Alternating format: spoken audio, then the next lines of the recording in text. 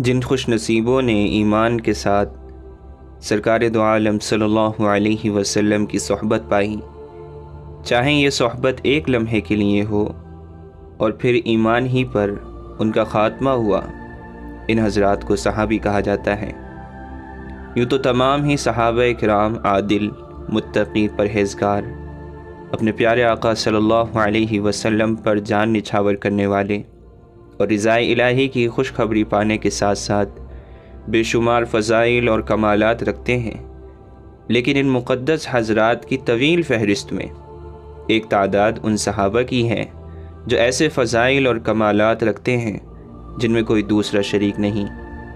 اور ان میں سر فہرست وہ عظیم ہستی ہے کہ جب حضرت سیدنا محمد حنفیہ رحمۃ اللہ علیہ نے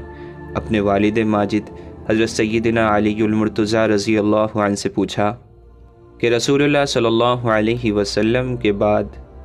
اس امت کے لوگوں میں سب سے بہترین شخص کون ہیں، تو حضرت سیدنا علی رضی اللہ عنہ نے ارشاد فرمایا حضرت ابو بکر صدیق۔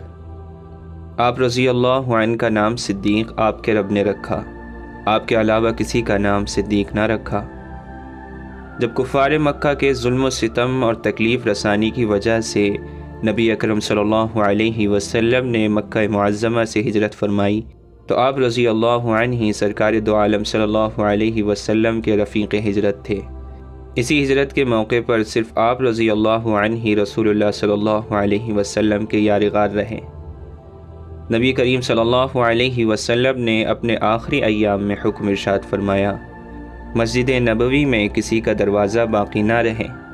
مگر ابو بکر کا دروازہ بند نہ کیا جائے۔ حضور اکرم صلی اللہ علیہ وسلم نے ارشاد فرمایا، جبریل امین علیہ السلام میرے پاس آئے اور میرا ہاتھ پکڑ کر جنت کا وہ دروازہ دکھایا جس سے میری امت جنت میں داخل ہوگی۔ حضرت سیدنا ابو بکر صدیق رضی اللہ عنہ نے عرض کیا،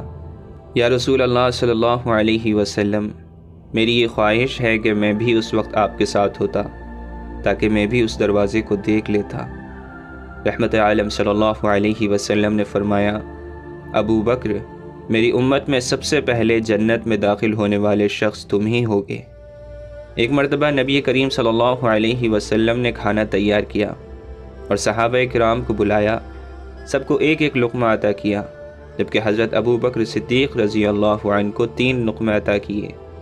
حضرت سیدنا عباس رضی اللہ عنہ نے اس کی وجہ پوچھی تو ارشاد فرمایا، جب پہلا لقمہ دیا تو حضرت جبرائیل علیہ السلام نے کہا، اے عتیق، تجھے مبارک ہو۔ جب دوسرا لقمہ دیا تو حضرت میکائیل علیہ السلام نے کہا، اے رفیق، تجھے مبارک ہو۔ جب تیسرا لقمہ دیا تو اللہ تعالی نے فرمایا، اے صدیق، تجھے مبارک ہو۔ حضرت سیدنا ابو دردہ رضی اللہ عنہ کا بیان ہے کہ نبیوں کے سردار صلی اللہ علیہ وسلم نے مجھے ابو بکر رضی اللہ عنہ کے آگے چلتے ہوئے دیکھا تو ارشاد فرمایا، کیا تم اس کے آگے چل رہے ہو جو تم سے بہتر ہے؟ کیا تم نہیں جانتے کہ نبیوں اور رسولوں کے بعد ابو بکر سے افضل کسی شخص پر نہ تو سورج طلوع ہوا اور نہ ہی غروب ہوا؟ ہجرت سے قبل حضرت ابو بکر صدیق رضی اللہ عنہ نے اپنے گھر کے صحن میں مسجد بنائی ہوئی تھی، چنانچہ حضرت سیدنا عائشہ رضی اللہ عنہ فرماتی ہیں، میں نے ہوش سنبھالا تو والدین دین اسلام پر عمل کرتے تھے، کوئی دن نہ گزرتا مگر رسول اللہ صلی اللہ علیہ وسلم دن کے دونوں کناروں یعنی صبح اور شام ہمارے گھر تشریف لاتے۔ پھر حضرت ابو بکر رضی اللہ عنہ کو خیال آیا کہ وہ اپنے گھر کے صحن میں مسجد بنا لیں، پھر وہ اس میں نماز پڑھتے تھے اور بلند آواز سے قرآن مجید پڑھتے تھے۔ مشرکین کے بیٹے اور ان کی عورتیں سب اس کو سنتے اور تعجب کرتے اور حضرت ابو بکر رضی اللہ عنہ کی طرف دیکھتے تھے۔ پیارے نبی صلی اللہ علیہ وسلم نے ایک مرتبہ یوں ارشاد فرمایا، جس شخص کی صحبت اور مال نے مجھے سب لوگوں سے زیادہ فائدہ پہنچایا وہ ابو بکر ہے، اور اگر میں اپنی امت میں سے کسی کو خلیل یعنی گہرا دوست بناتا تو ابو بکر کو بناتا، لیکن اسلامی اخوت یعنی بھائی چارگی قائم ہے۔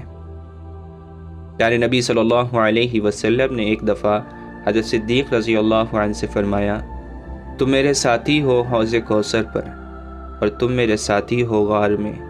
اللہ کے نبی صلی اللہ علیہ وسلم نے حضرت سیدنا جبریل امین سے استفسار فرمایا، میرے ساتھ ہجرت کون کرے گا؟ تو سیدنا جبریل امین نے عرض کی، ابو بکر آپ کے ساتھ ہجرت کریں گے، وہ آپ کے بعد آپ کی امت کے معاملات سنبھالیں گے، اور وہ امت میں سب سے افضل اور امت پر سب سے زیادہ مہربان ہیں۔ نبی کریم صلی اللہ علیہ وسلم نے ارشاد فرمایا، مجھ پر جس کسی کا احسان تھا میں نے اس کا بدلہ چکا دیا ہے، مگر ابو بکر کے مجھ پر وہ احسانات ہیں جن کا بدلہ اللہ تعالیٰ انہیں روز قیامت عطا فرمائے گا۔ اللہ کے نبی صلی اللہ علیہ وسلم غار ثور تشریف لے جانے لگے تو حضرت ابو بکر صدیق رضی اللہ عنہ نے اونٹنی پیش کرتے ہوئے عرض کیا، یا رسول اللہ اس پر سوار ہو جائیے۔ آپ صلی اللہ علیہ وسلم سوار ہو گئے۔ پھر آپ نے حضرت ابو بکر صدیق رضی اللہ عنہ کی طرف متوجہ ہو کر ارشاد فرمایا، اے ابو بکر، اللہ پاک تمہیں رضوان اکبر عطا فرمائے۔ حضرت ابو بکر رضی اللہ عنہ نے سوال کیا، وہ کیا ہے؟ تو آپ صلی اللہ علیہ وسلم نے فرمایا، اللہ پاک تمام بندوں پر عام تجلی فرمائے گا اور تم پر خاص تجلی فرمائے گا۔ حضرت ابو بکر رضی اللہ عنہ کی ایک مفید نصیحت، اللہ کے بندو، تم ایک مقررہ وقت یعنی موت آنے تک صبح و شام کر رہے ہو، جس کا علم تمہیں نہیں دیا گیا ہے۔ اگر تم اپنی زندگی اللہ کی رضا والے کاموں میں فنا کر سکو تو ایسا ہی کرو، مگر یہ اللہ کی توفیق کے بغیر ممکن نہیں۔ لہٰذا اپنی زندگی کی مہلت سے فائدہ اٹھاؤ اور ایک دوسرے پر اچھے اعمال میں سبقت لے جاؤ،